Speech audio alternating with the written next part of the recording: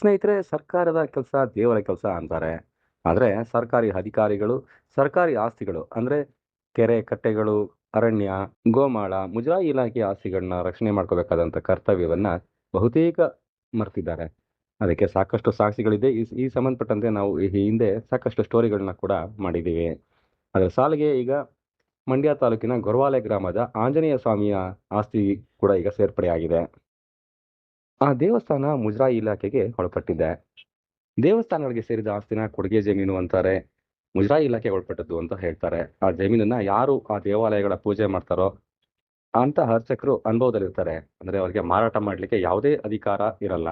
ಆದ್ರೆ ಗೊರವಾಲೆ ಗ್ರಾಮದ ದೇವಾಲಯದ ಜಮೀನನ್ನ ಅರ್ಚಕರು ಅದೇ ಗ್ರಾಮದ ವ್ಯಕ್ತಿಯೊಬ್ಬರಿಗೆ ಮಾರಾಟ ಮಾಡಿದ್ದಾರೆ.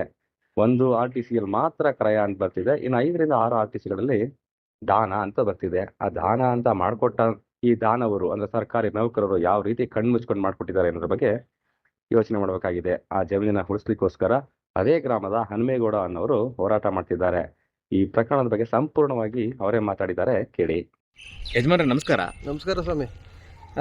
ಏನು ಹೇಳಿ, ಏನೋ ಒಂದು ಈ ದೇವಸ್ಥಾನದ ಒಂದು ದತ್ತಿ ಜಮೀನಿನ ಬಗ್ಗೆ ಒಂದು ವಿವಾದ ಇದೆ. ಮತ್ತು ಒಂದು ಕೊಡುಗೆ ಜಮೀನಾಗಿ ಕೊಟ್ಟಿದ್ದಂಥ ಜಮೀನುಗಳನ್ನ ಯಾರೋ ಕೆಲವರು ಬಲಾಢ್ಯರು ಆಕ್ರಮಿಸ್ಕೊಂಡಿದ್ದಾರೆ. ಹೌದು ಸ್ವಾಮಿ. ಅದನ್ನು ದಾಖಲೆಗಳನ್ನು ತಿರುಚಿ ಅವ್ರ ಹೆಸರು ಮಾಡ್ಕೊಂಡಿದ್ದಾರೆ ಅಂತ ಒಂದು ನೀವು ವಿಚಾರ ನಂಗೆ ತಿಳಿಸಿದ್ರಿ. ಹೌದು ಸ್ವಾಮಿ. ಹೇಳಿ ಇದ್ರ ಬಗ್ಗೆ ಏನು ಮಾಹಿತಿ ಅಂತ. ಇದು 9.5 ಎಕರೆ ಈ ಆಂಜನೇಯ ಸ್ವಾಮಿ ದೇವಸ್ಥಾನ ಕೊಡುಗೆ ಜಮೀನು. ಅದು ಮುಜರಾಯಿ ಇಲಾಖೆಗೆ ಸೇರಿರೋದು.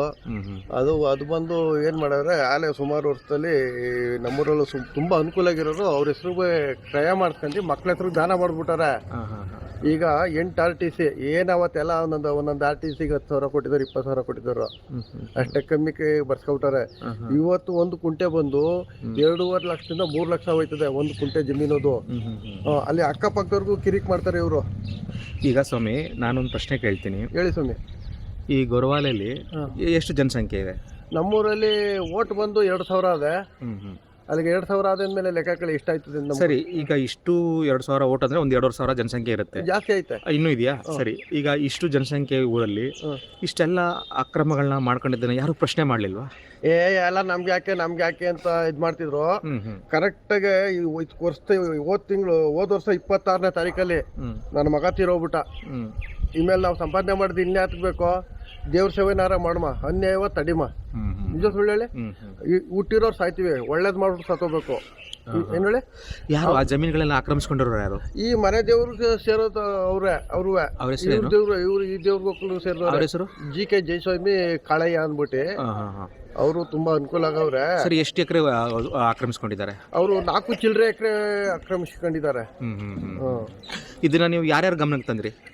ನಾನು AC DC ತಹಸೀಲ್ದಾರು, ಕಂದಾಯ ಸಚಿವರಾದ ಕೃಷ್ಣ ಬೈರೇಗೌಡರಿಗೆ ಎಲ್ಲ ಸ್ಪೀಟು ಪೋಸ್ಟ್ ಮಾಡಿದೀನಿ. ಆದ್ರೆ ಅವ್ರು ಏನು ಕ್ರಮ ತಗೊಳ್ಳಿಲ್ವಾ? ಈಗ ಮೊನ್ನೆ ಕೊಟ್ಟಿರೋದು, ಇತ್ತೀಚೆಗೆ ಕೊಟ್ಟಿರೋದು.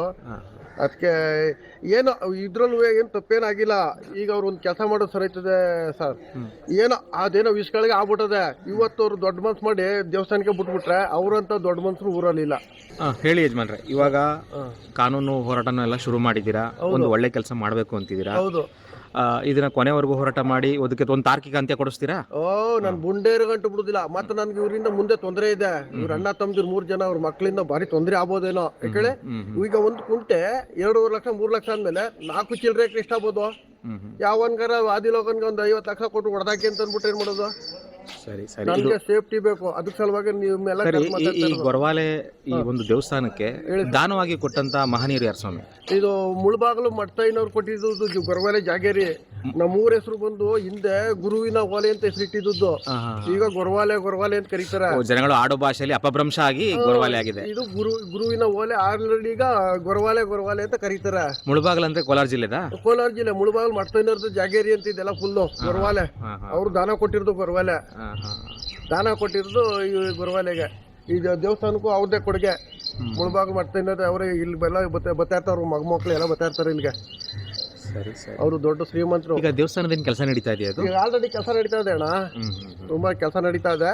ಈಗ ಸದ್ಯದಲ್ಲಿ ಓಪನ್ ಮಾಡ್ತಾರೆ. ಈಗ 2 ಕೋಟಿ ಮೇಲೆ ಇದು ಕೆಲಸ ನಡೀತಾ ಇರೋದು. ಈಗ ಇಲ್ಲಿ ಇದ್ ಮಾಡಿ ದೇವ್ರದ ಇಲ್ಲಿ ಪೂಜೆ ಮಾಡ್ತಾವ್ರೆ ಇಲ್ಲಿ. ಯಾವುದು ಆ ಒಂದು ದತ್ತಿ ಜಮೀನು ಯಜಮಾನ್ರೆ? ಸ್ವಾಮಿ ಈ ಕಲ್ ಕಂಬ ನೆಟ್ಟಿಲ್ವಾ, ಇಲ್ಲಿಂದ ಅಲ್ಲಿ ಗಂಟ 9 ಎಕರೆ ಐತೆ.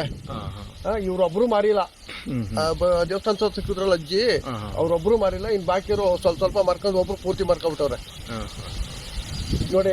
ಪಕ್ಕದವ್ರು ಇವ್ರು ಒತ್ತರಿಸ್ಕೊಂಡು ಭಾರಿ ಜೋರಾಗವ್ರೆ, ಒತ್ತರಿಸ್ಕೊಂಬಿಟ್ಟು ಅವ್ರ ಮೇಲೆ ದರ್ಪತ್ತವ್ರ ಅವಳ ಕೆಟ್ಟ ಮಾತಾಡ್ತಾರ. ಅಮ್ಮನವ್ರನು ಪೂಜೆ ಮಾಡೋರ, ಪೂಜೆ ಮಾಡೋರ ಕೆಟ್ಟ ಮಾತಾಡ ಪಾಪ ಗುರಿ ಆಯ್ತವ್ರೆ. ನಮ್ಮ